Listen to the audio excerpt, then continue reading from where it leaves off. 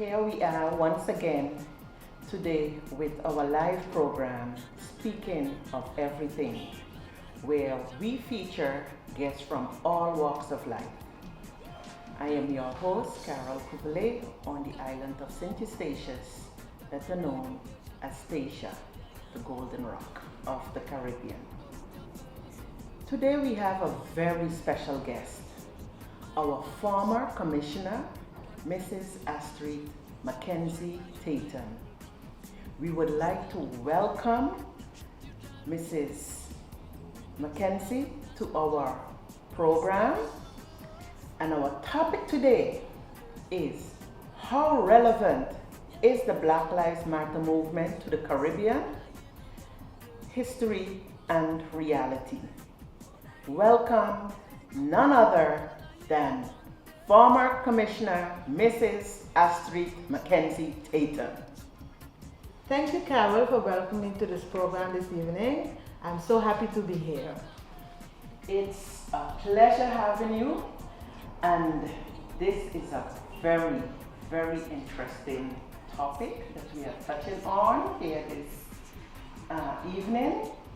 And while we are saying about how relevant is the Black Lives Matter movement to Caribbean history and current reality, but doesn't all lives matter?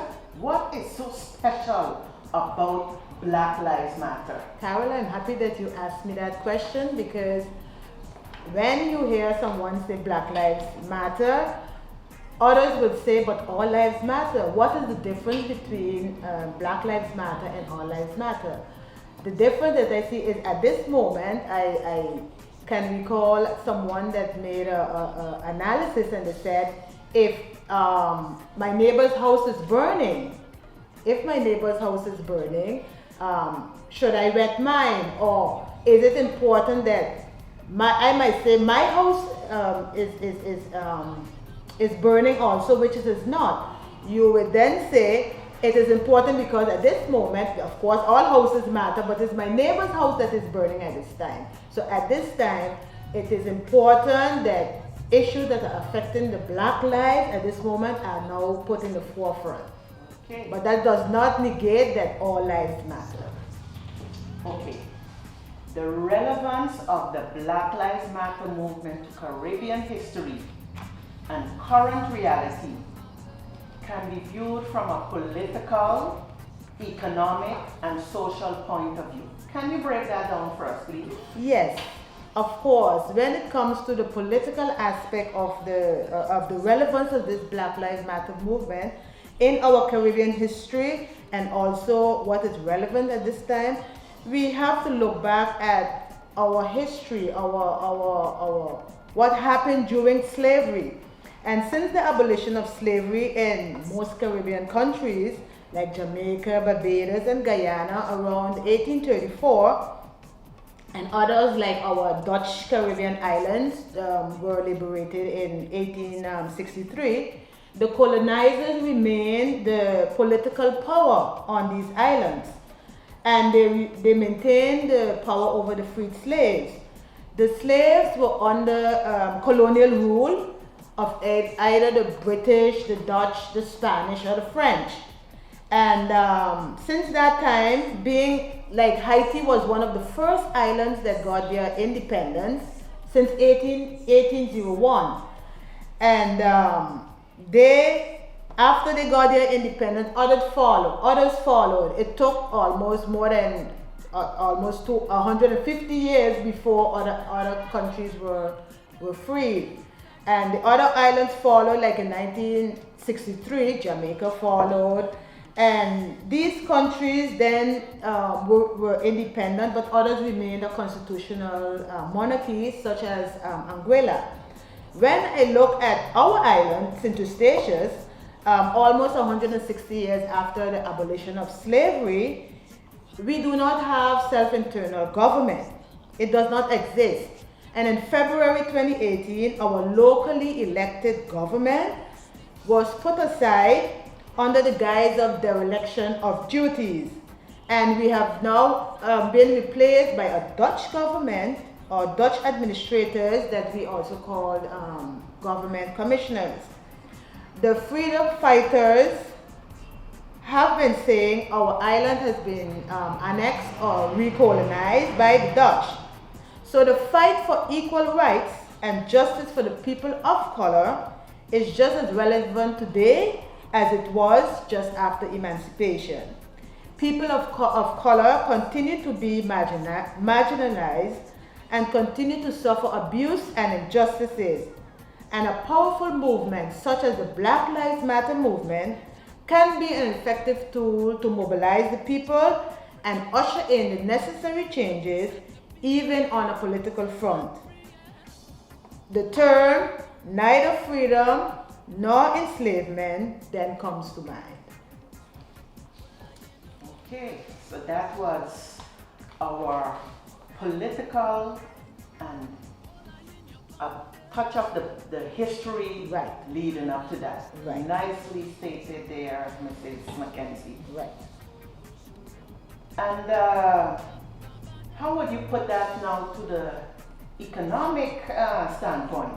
Yes. From an economic standpoint, we realize that the Caribbean on a whole has been heavily impacted due to the import of West African slaves back in the days, and also what you call the use of chattel slavery. The main reason for this was economic. The countries perpetrating this evil of dehumanizing a complete race of people were in need of a great labor force for their plantations. As we know, sugar cane was the most important crop being planted at that time. Once the slaves were freed, they had to fend on their own, or fend for themselves, usually having to start with little or next to nothing. Some left the plantations with just the clothes on their backs. They were at a disadvantage from the start when it came to economic sustainability. So unfair labor conditions and unfair treatment, they were given unfair treatment and unfair labor conditions because of the color of their skin. And we can look at it that this is also still prevalent today in society. Blacks are still treated unfairly. And as an example, we can say, for instance, a black person is looking for a job. They are qualified or maybe even more qualified than a white person. But the white person is favored above them. So this is just an example of some of the injustices against people of color that such a movement as Black Lives Matter is fighting against. Okay, we will take a short break and then we will be right back. Stay tuned.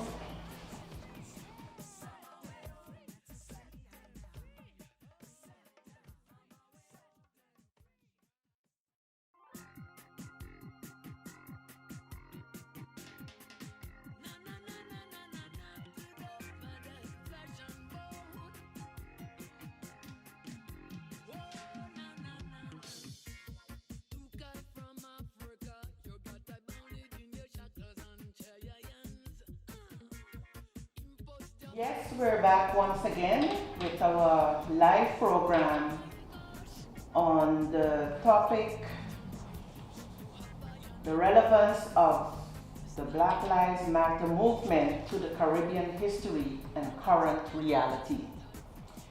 Now, Mrs. Mackenzie, you have explained indeed the history, the political aspect. But now I would like you to explain from a social angle. Yes. We can also look at the Black Lives Movement in the context of the Caribbean history and our current reality when it comes to the social aspect. And when I talk about the social aspect, we can look at issues like the family structure within our society and how persons relate to each other on a social basis.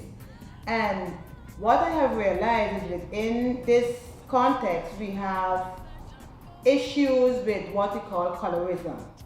Colorism is another form of discrimination, but within a specific race. and we realize we have this very predominant within the black race. We have, the black race is diverse and we are made up of different shades. We are like a rainbow race, you can call it. Some are lighter, some are a little darker. But all during the centuries, we have heard, you would hear different persons using the terms, you are darker than the other one, or you are blacker than the other one, or some would say, you are beautiful for a black girl. What does that mean?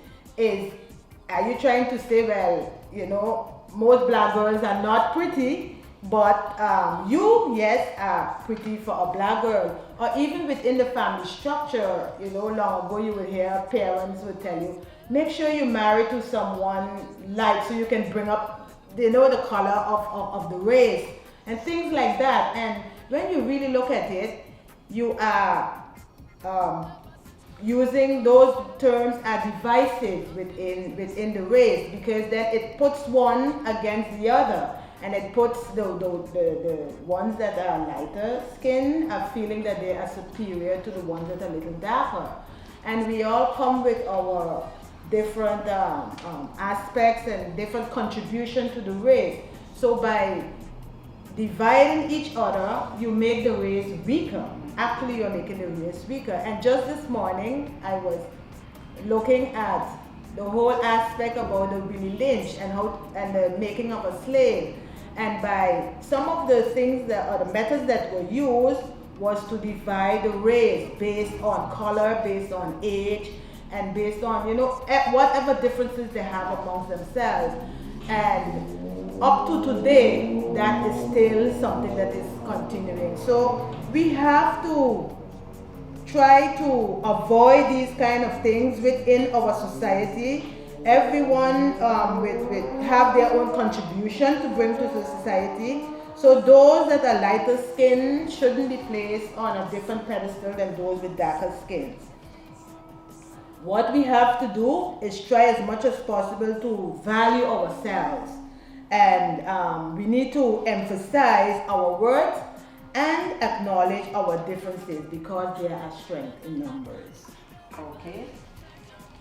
Nicely stated. Seeing we are pressing for time, so interesting topic here on this live program. Yes. Do you have any closing remarks? Yes, with regards to the topic that we were discussing today, which is the relevance of the Black Lives Matter movement to the Caribbean history and the diaspora, and also in reality, what is really happening in reality. I tried as much as possible to narrow it down to politically. We explained what happened on a political basis, also economic wise, and also social wise. So it is very important for us as a Caribbean to choose the aspects of the Black Lives Matter movement that are relevant to us and the purposes that can help for us to eradicate the injustices of the day, and also to move our people forward in a positive way. And as you say, free our minds from mental slavery. Thank you, Mrs. Mackenzie Tatem, once again for being our guest on our program. Thank you so much for having me, and I was glad to be here.